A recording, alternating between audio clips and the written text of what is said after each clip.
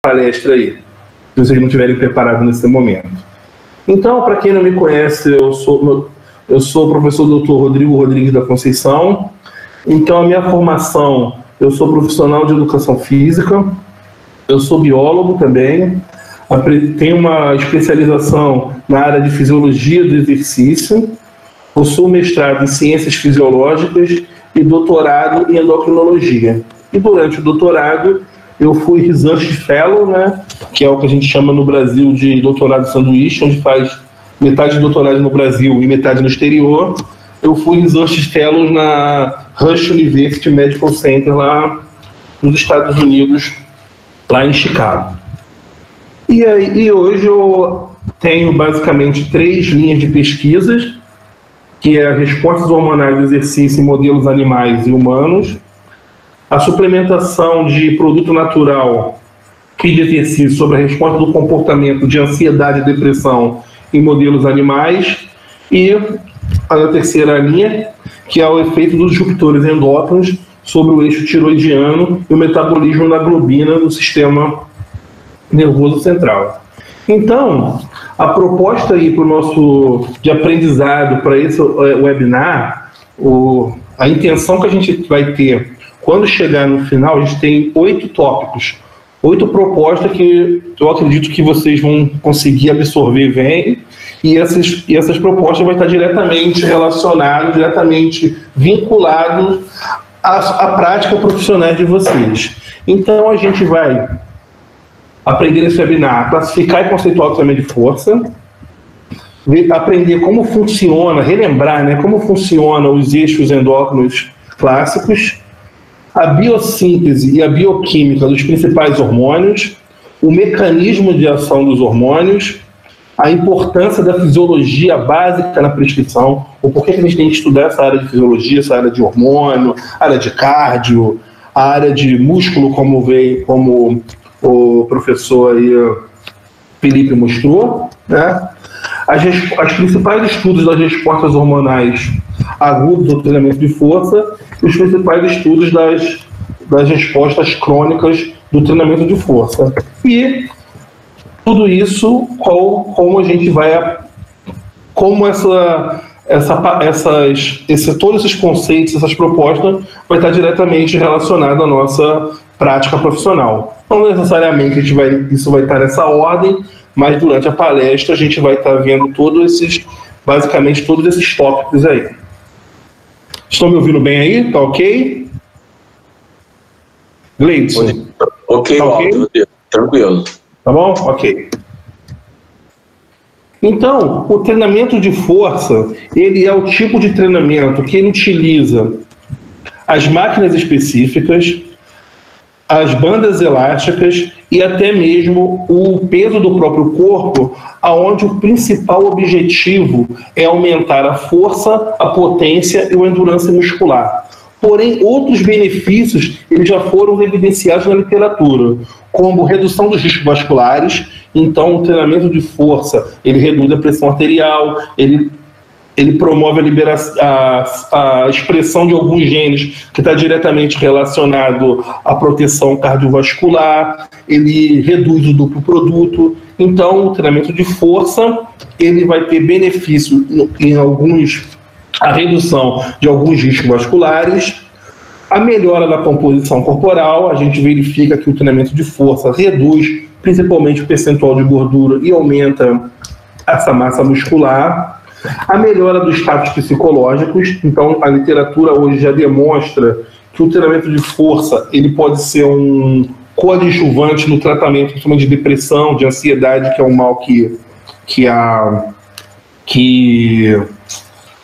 atormenta hoje aí a população. O treinamento de força, ele traz uma melhora na confiança no processo de tomada de decisões e, principalmente, ele melhora, e isso tenho certeza que todo mundo aqui já viu na prática, ele melhora o estilo de vida para tomada de decisões de vida mais saudáveis. O que significa isso? Isso é muito bem descrito na literatura.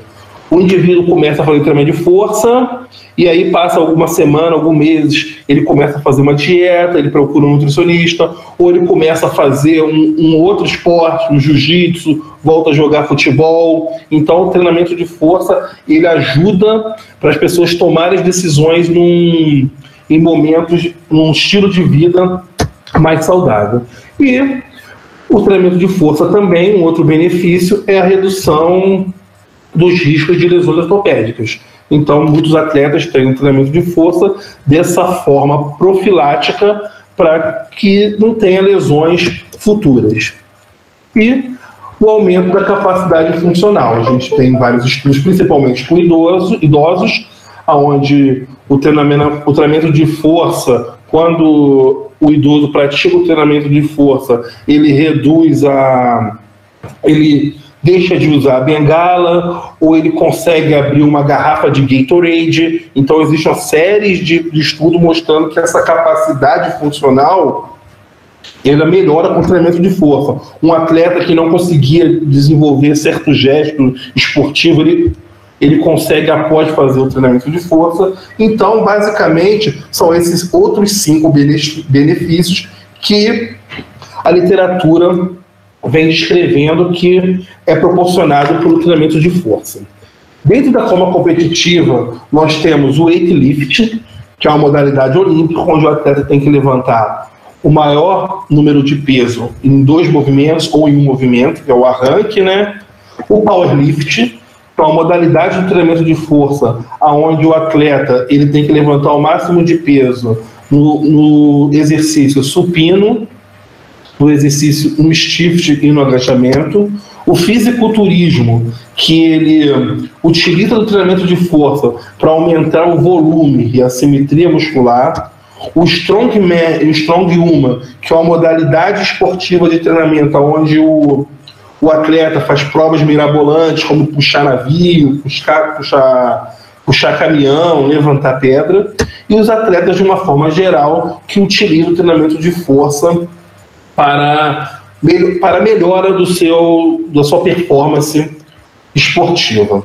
Então, a gente sabe que nos primeiros estudos, eu acho que inclusive tem até bem antes disso, os primeiros estudos com relação ao treinamento de força, os primeiros estudos científicos dataram da década de 40, que são os estudos de Lemorne. Porém, esse tipo de treinamento, ele sempre foi visto com preconceito, tanto no âmbito da educação física, quanto no âmbito da saúde. Então, porque essa área da saúde, que a educação física, é muito nova, né? A educação física era mais voltada, antigamente, mesmo para o desempenho esportivo. Porém, o treinamento de força, ele era visto com muito preconceito. Mas, na década de 90, quando o American College ele publica essa recomendação, esse posicionamento da quantidade, a qualidade de exercício, para o desenvolvimento do fitness muscular, manutenção cardiorrespiratória, flexibilidade em adultos humanos, a ciência começa a aceitar mais o treinamento de força, porque o American College é uma instituição muito forte, e a partir daí outros órgãos de saúde, como o American Heart Association, o American Association for Cardiovascular and Pulmonary Rehabilitation e o Surgeon General, eles incluem seus guidelines, eles começam a incentivar a todos praticarem o treinamento de força. Então, eles trazem também posicionamentos de saúde, incluindo o treinamento de força dentro dos seus guidelines. Então, sabendo que nós caracterizamos, sabendo essa classificação do treinamento de força, o que ele é, por outro lado, em nossa palestra a gente tem os hormônios. O que seriam os hormônios? Os hormônios são nada menos que mensageiros químicos que são secretados por células específicas e que, ao longo prazo, vão ser responsáveis por diversas funções. O que isso significa? Por exemplo, o hormônio do crescimento, o GH, né, ele é responsável, o próprio nome já diz, pelo crescimento. Quando você tem uma falta desse hormônio, o que acontece? A gente tem os anões, que chama o nanismo. Os hormônios tiroidianos, eles são responsáveis pelo desenvolvimento mental, desenvolvimento do cérebro, desenvolvimento de vários órgãos. Quando a gente tem a falta desse hormônio, principalmente durante a infância, a criança fica com vários problemas mentais, que é o que a gente chama de cretinismo. Então, esses hormônios eles vão ser responsáveis por várias funções. A pessoa que tem uma testosterona muito baixa, a tendência é ela não ter a massa muscular desenvolvida. Então, o hormônio tem sempre as funções ao longo prazo. E eles podem ser classificados, eles podem apresentar em 3 fases, pode ter a sua classificação química em 3, que são os hormônios peptídeos, que são os hormônios que ele é produzido diretamente do núcleo, lá do DNA. DNA vai fazer a transição de RNA, vai fazer a tradução de síntese proteica. A partir daí vai apresentar um pré-pró-hormônio, um pró-hormônio e o hormônio. Então é o hormônio que vem diretamente do núcleo. Já as amininas são os hormônios que ele precisa da tirosina para que ocorra a sua biossíntese. E os hormônios esteroides, que é o que a gente vai falar aqui, são os hormônios que ele é derivado diretamente do colesterol. Essa parte hormonal é uma parte muito, muito, muito grande, e a gente vai especificar em 2 hormônios esteroides na nossa palestra, que é a testosterona e o cortisol. Então, os hormônios ele possui várias ações, e as ações clássicas são basicamente 3. A gente pode ver aqui, essa estrelinha representa o hormônio. Então a gente tem essa célula que vai liberar o hormônio. Quando esse hormônio é liberado pela célula e ela volta e faz a ação na própria célula, a gente pode dizer que essa ação é uma ação autócrina. Quando esse hormônio sai da célula secretora e faz uma ação numa célula-alvo próxima, a gente pode dizer que essa ação é uma ação parácrina.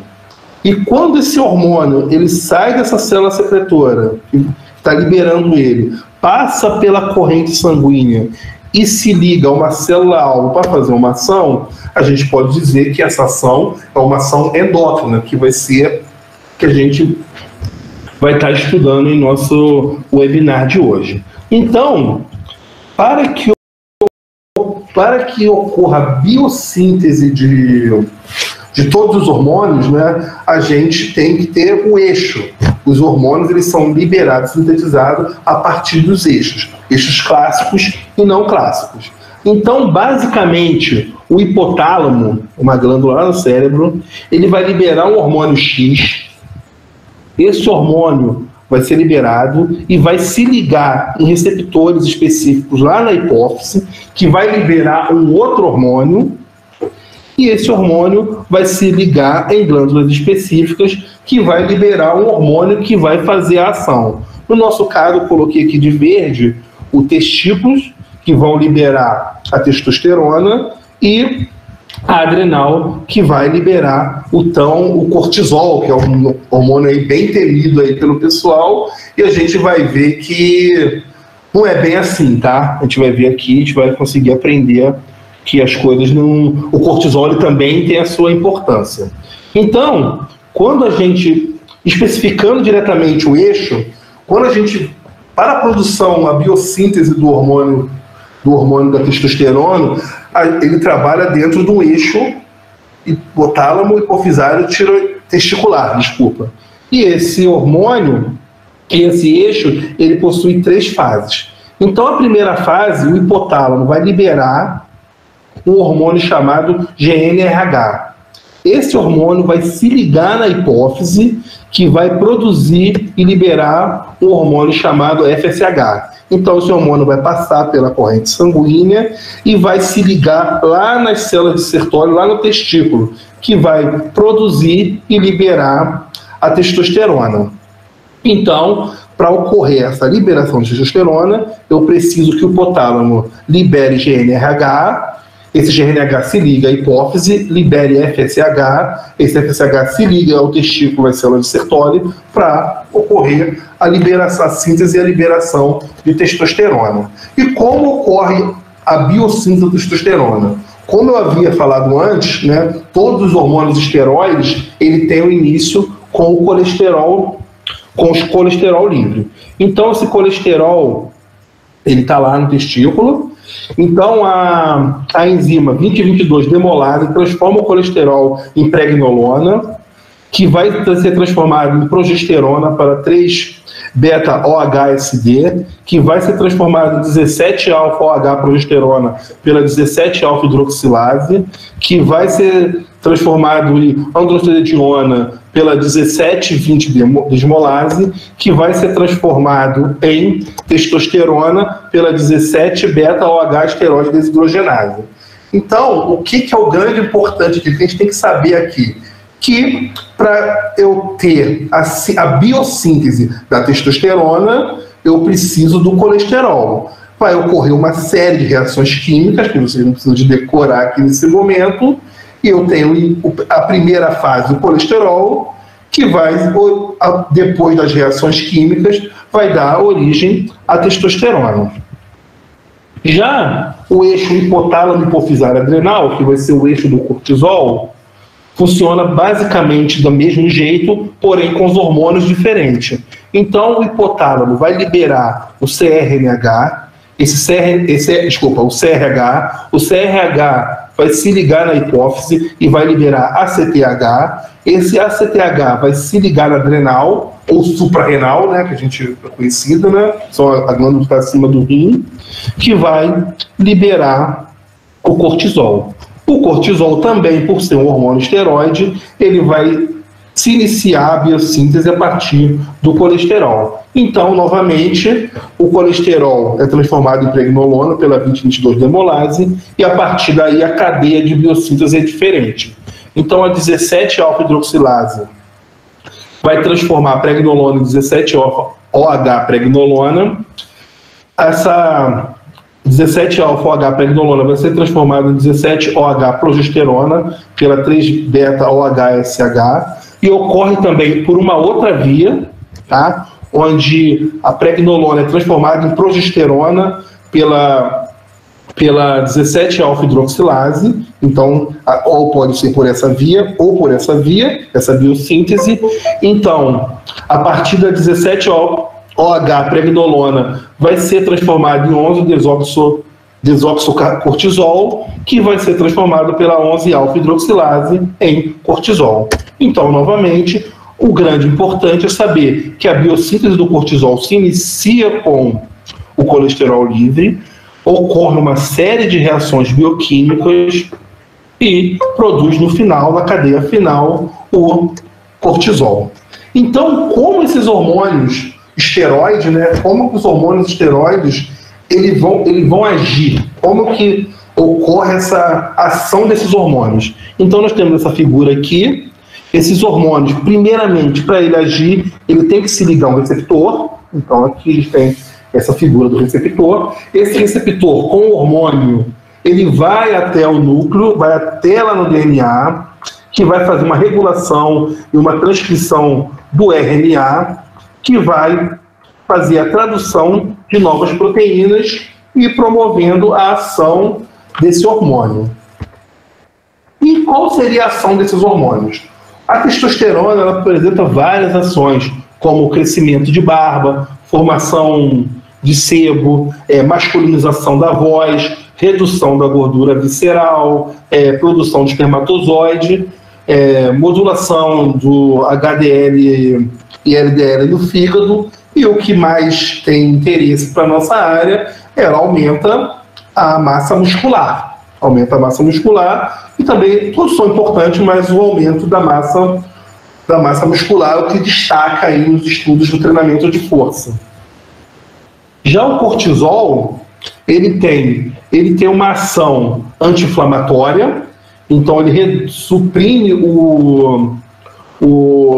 as ações do sistema imunológico, tanto quando você tem uma doença autoimune, o médico te prescreve um glicocorticoide, para você aumentar o colesterol e ter essa ação anti-inflamatória. Ele aumenta a lipólise de gordura, o colesterol faz isso, porém ele reduz a ação da leptina. Ele é um hormônio que está diretamente relacionado com o estresse, esse ciclo de dormir e acordar, porém no fígado ele tem uma ação muito importante, que ele aumenta a gluconeogênese, ele aumenta o estoque de glicogênio no fígado e ele ajuda o glucagon a potencializar os seus efeitos. O que o glucagon faz? Quando eu estou precisando de glicogênio, é liberado pelo pâncreas o glucagon, e o glucagon ele vai ajudar a liberar mais glicose no sangue, para ser usado ou numa situação de exercício, ou numa situação de estresse, alguma coisa que seja necessária. Então o cortisol ajuda essa liberação de glicogênio para a corrente sanguínea. Então, a partir daí,